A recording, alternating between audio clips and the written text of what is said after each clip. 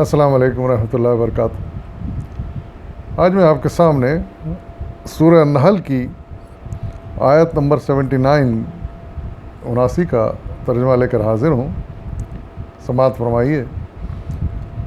اعوذ باللہ من الشیطان الرجیم، بسم اللہ الرحمن الرحیم۔ کیا ان لوگوں نے کبھی پرندوں کو نہیں دیکھا کہ فضائے آسمانی میں کس طرح مسخر ہیں؟ اللہ کے سوا کس نے ان کو تھام رکھا ہے؟ اس میں بہت سی نشانیاں ہیں ان لوگوں کے لیے جو ایمان لاتے ہیں۔ صدق اللہ العظیم۔ اس میں اللہ تعالیٰ نے اپنے ایک اور کرشمے کی طرف انسان کی توجہ دلائی ہے، اور وہ ہے پرندوں کا آسمان میں اڑنا۔ آپ اور ہم جانتے ہیں کہ کشش ثقل زمین کی ایسی ہے جو ہلکی سی ہلکی چیز کو بھی اپنی طرف کھینچ لیتی ہے اور اوپر اٹھنے نہیں دیتی۔ ایک کاغذ بھی اگر آپ ہاتھ سے چھوڑیں گے تو وہ زمین پہ گر جاتا ہے۔ تو کجا یہ کہ کلو یا سے بھی زیادہ وزن کے جو پرندے ہیں وہ ہمیں اڑتے ہیں، کس طرح اڑتے ہیں، اسی طرف اللہ تعالیٰ نے توجہ دلائی ہے اور ارشاد فرمایا کہ کبھی غور کیا اس کے اوپر کہ کس طرح اڑتے ہیں ان کو یہ اڑنے کی ترکیب کس نے سکھائی ہے؟ کون ہے جو اللہ کے سوا ان کو ہوا میں اس طرح تھامے رکھتا ہے؟ اور اگر یہ نہ ہوتا تو وہ بھی دھڑ سے نیچے زمین پائے جاتے، اڑ ہی نہیں سکتے تھے۔ تو اللہ تعالیٰ توجہ دلا رہے ہیں کہ اس میں عقل رکھنے والوں کے لیے، ایمان لانے والوں کے لیے بہت سی نشانیاں ہیں جن پر غور کرنا چاہیے۔ اور یہ حقیقت ہے ایک بہت بڑی، شاید آپ کے علم میں ہو کہ 18ویں صدی میں انسان نے اڑنے کی، پرندوں کو دیکھ کر ہی اڑنے کی کوشش شروع کر دی تھی۔ انسان کے دل میں بھی خواہش پیدا ہوئی کہ ہم بھی اسی طرح آسمانوں میں اڑیں۔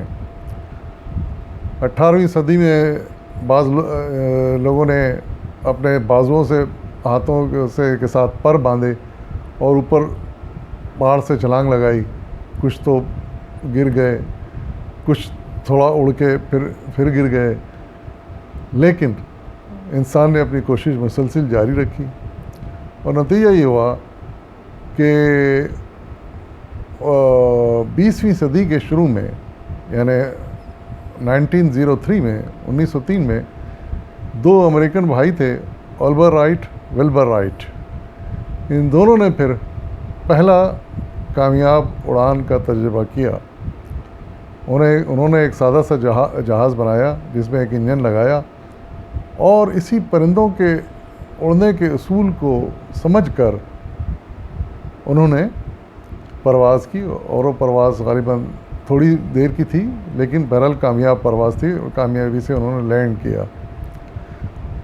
اور یہی ایویشن ٹیکنالوجی پھر ترقی کرتے کرتے آج کے سپر جیٹ طیاروں تک پہنچ گئی ہے، لیکن اس کی بنیاد وہی ہے جس پر کہ ابتدائی لوگوں نے پرندوں کو دیکھ کر کام کیا تھا۔ یعنی یہ سمجھ لیجئے کہ اللہ تعالیٰ نے اس قرآن مجید میں آج سے 1400 سال پہلے ہماری توجہ اس ایویشن ٹیکنالوجی کی طرف دلا دی تھی۔ یہ اور بات ہے کہ انسان نے بہت بعد میں اس ٹیکنالوجی کو سمجھا اور اس کو ترقی دی۔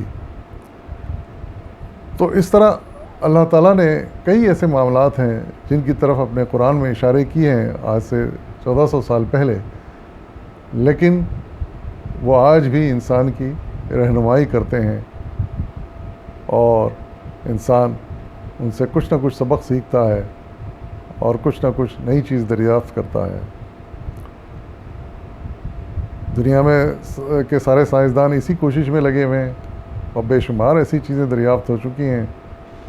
ہم مسلمانوں کو بھی چاہیے کہ سائنس کی طرف پوری توجہ دیں تاکہ ہم بھی ایسی چیزیں ایکسپلور کر سکیں اور ثابت کر سکیں کہ قرآن کا ہر قول سچا ہے، اور ہمیں اس کے کہے پر چلنا چاہیے۔